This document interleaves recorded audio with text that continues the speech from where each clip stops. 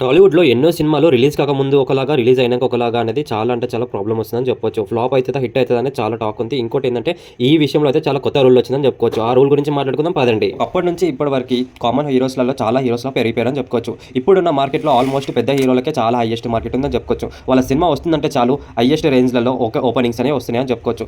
మనకొచ్చిన ఓపెనింగ్స్ బాలీవుడ్‌లో మూవీస్ అనేది కూడా వస్తలేవని చెప్పుకోవచ్చు. అది కూడా పెద్ద పెద్ద హీరోస్‌లలో. అక్కడ మన 'షారుఖ్ ఖాన్' కానీ, బాలీవుడ్‌లో నుంచి 'సల్మాన్ ఖాన్' వీళ్ళకి కూడా అంత ఓపెనింగ్స్ వస్తలేవని చెప్పుకోవచ్చు. అలా మనకి టాలీవుడ్‌లో హైయెస్ట్ ఓపెనింగ్స్ మన మూవీస్ అనేవి రిలీజ్ అయ్యి చాలా అంటే చాలా బ్లాక్ బస్టర్ హిట్స్ అయ్యి చాలా మందికి ఒక కొత్త ఉపాధి కలిగిస్తున్నారని చెప్పుకోవచ్చు. చాలా మంది మూవీ టీమ్స్ కానీ వాళ్ళు పనిచేసే ఇండస్ట్రీలో చాలా మందికి చాలా అంటే చాలా ఉపాధి వస్తుందని చెప్పుకోవచ్చు. కానీ ఇప్పుడు మొత్తం అంతా టాలీవుడ్‌లో కూడా మొత్తం మారిపోయిందని చెప్పుకోవచ్చు. చిన్న సినిమా నుంచి పెద్ద సినిమా వరకు ఏ సినిమా అయినా సరే ఒక అంచనా వరకు అయితే వస్తుంది. కానీ ఫ్లాప్ అయితే నిలిచిపోతుంది. ట్రైలర్స్ వరకు మూవీస్ అనేవి ఒక రేంజ్‌లలో ఖచ్చితంగా సినిమా ఖచ్చితంగా హిట్ అవుతుంది అనే టాక్‌లో ఉంటుండే. కానీ సినిమా రిలీజ్ అయినాక మొత్తం అనేది మారిపోతుండే. సినిమా చూసుకున్నంత వరకు అయితే ఫస్ట్ హాఫ్‌లోనే ఫస్ట్ మార్నింగ్ షోలోనే డిజాస్టర్ టాక్ అనేది నడుస్తుంది. ఇది ఎప్పటి నుంచో జరుగుతున్న చర్చ.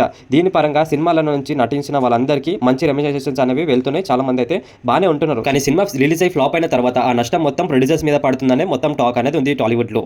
దీని మీద విషయంలో మొత్తం అంతా మూవీ కమిటీ అంతా ఒక మీటింగ్ పెట్టడం జరిగింది. ఈసారి సినిమా రిలీజ్ అయిన ముందే ఒక అగ్రిమెంట్ చేసుకోవాలి. ఖచ్చితంగా మూవీ అనేది ఫ్లాప్ అయితే మాత్రం హీరో ఇంకా హీరోయిన్ ఇంకా డైరెక్టర్ వాళ్ళ దాంట్లో నుంచి 50% అయితే ఖచ్చితంగా మనకది పే చేయాలి. ఈ నష్టం అంతా మొత్తం అంతా ఖచ్చితంగా వాళ్ళు చేస్తేనే మన ఇండస్ట్రీ అనేది ముందుకెళ్తుంది. లేకపోతే ప్రొడ్యూసర్స్, డిస్ట్రిబ్యూటర్స్ వీళ్ళందరూ అయితే నష్టపోతూనే ఉంటారు.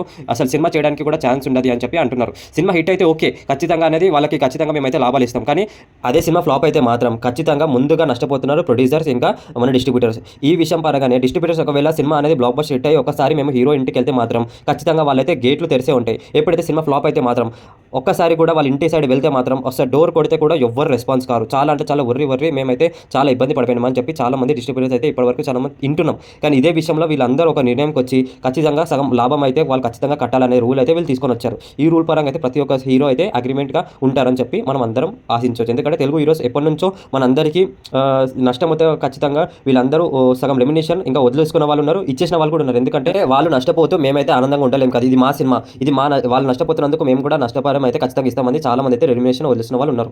ఈ పరంగా ఏంటంటే కొంతమంది హీరోస్ చిన్న హీరోస్ వాళ్ళైతే ఇప్పుడు తెలిసిందే కదా, వాళ్ళు ఏంటంటే రెమ్యునేషన్ అయితే తీసుకుంటున్నారు. కానీ సినిమా నష్టపోతే మాత్రం ఎవరు ఆ లాభాన్ని తీస్తారని చెప్పి ఈ రూల్ అయితే తీసుకోవడం జరిగింది. ప్రతి ఒక్కరు అయితే ఈ లాభాన్ని పంచుకోవాలి, ప్రతి ఒక్కరు లాభాలలో ఉండాలని చెప్పి ఈ రూల్ అయితే రావడం జరిగింది. ఈ రూల్కి అయితే ప్రతి ఒక్కళ్ళు ఖచ్చితంగా కట్టుబడి ఉంటారని మనం అంతే అయితే అనుకోవచ్చు. ఎందుకంటే తెలుగు హీరోలు అనేది మాట మీద ఉంటే ఖచ్చితంగా మాట మీదనే ఉంటారు.